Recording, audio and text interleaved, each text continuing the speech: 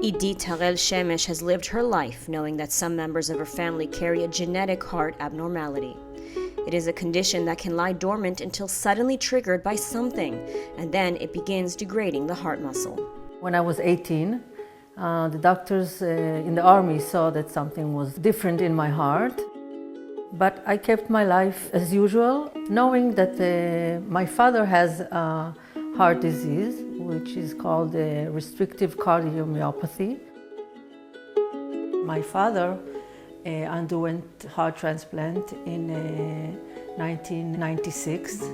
The surgery was a success, but 2 weeks afterwards there was complications and he didn't make it. Idit did not exhibit any signs of the condition until her first daughter, Roni, was born. Then she began to show the symptoms, which include irregular heartbeat, fatigue, and an inability to sustain vigorous physical activity. Despite this, Idit continued living her life and building her family. After Mika, my youngest daughter, was born, I started to feel that the disease is progressing, but I put it aside. All my life, I didn't let the disease control me or control my life. I think the worst thing is the fear, because you know that it's not going to get better, and there's no cure. All these years, Idit was being treated at Sheba Medical Center. During the checkups, they were always trying to let me live as possible as I can, like a normal person. But there was that day when my doctor, Professor Freimark, he said, listen, I have to tell you something, and I'm going to tell you something, but I don't want you lying on the floor crying, and you can handle it. And he said, we want to get you on a list for heart transplant.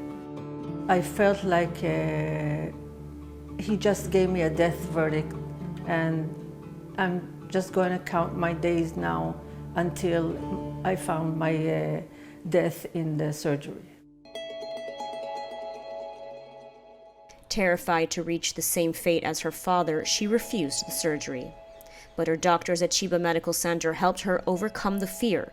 Their loving care, combined with therapeutic counseling, convinced Idit to undergo the transplant. So I just had to make that change in my mind, understand that what happened to my father, it doesn't mean that it will happen to me. The surgery was a success, and Idit continued her treatment at Sheba under the care of leading cardiologist Professor Yael Peled.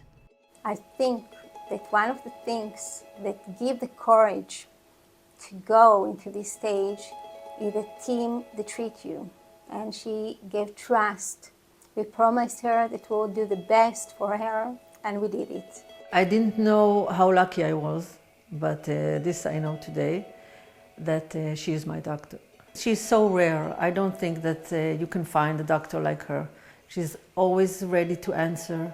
Her phone is always open. You can call her in the middle of the night, and if you don't call her, then she gets very mad. Why didn't you call me? She's my savior, my warrior, and I'll always be grateful for her.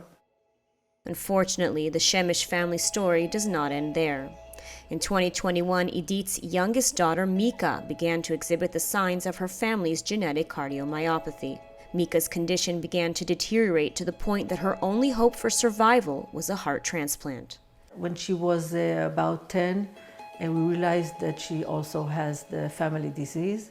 בשנה האחרונה לפני הניתוח, אז היו כאילו הרבה מצבים של ללכת לבית חולים, כי התחילו פרפור, וכל מיני פעמים שהרגשתי אפילו את הדופק חזק סתם ככה, וכאילו לפעמים זה היה מפחיד ולא נעים וכואב גם. Together with Professor Peled, the family decided that they would join the wait list for a heart for Mika. היה איזה יום שאמא באה ובישרה לי שאני נכנסת לרשימת המתנה ללב. זה היה מאוד מפחיד ונראה כל כך גדול. It's so heartbreaking, that's the word, because first of all, I know it's not my fault, but it came from my family, and giving her such a present That's a lot of blame to take. Mika had to undergo a procedure before the heart transplant. They wanted Mika to go through a procedure, also getting an electric shock, so she can be able to go through a surgery like that, a heart transplant. Her pulse didn't recover. It stayed very, very low. They took her to intensive care. They gave her medicine for this situation, and the pulse got a little high that evening. We went through the night, and in the morning, Mika collapsed. בא כל הצוות ועשו לך החייאה במשך 7 דקות עד שחזרת בחזרה, ואז חיברו אותך למכשיר הנשמה והרדימו אותך. We put her on ECMO support. We did not have time. We were very short of time, and Edith was looking at me and asking me to save her kid. And I promised Edith that this is what we are going to do. It was the 2nd of January in the afternoon. Professor Pellet came to us and she told us, we have a heart for Mika. We were guarding the heart like it was ours until Mika got it. We took the heart, the donated heart, and we put it in an ice box, and then we drive with the heart. But everyone did the best. At something at 4 o'clock, I don't remember so good the hours, but she came out and she told us that it was a success. ואת יודעת מה הייתה השאלה הראשונה שלך? הדבר הראשון שאמרת? של מי יעלה... אני זוכרת רק שהתעוררתי, שלא יכולתי הרבה לזוז, גם לא הצלחתי. הייתי עוד מאוד מבולבלת.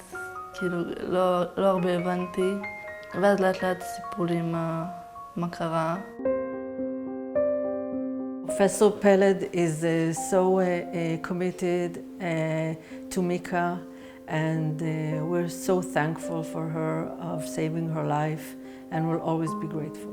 We are trying to make the best of all heart donations we have. We are leading in this, and we're making the impossible possible.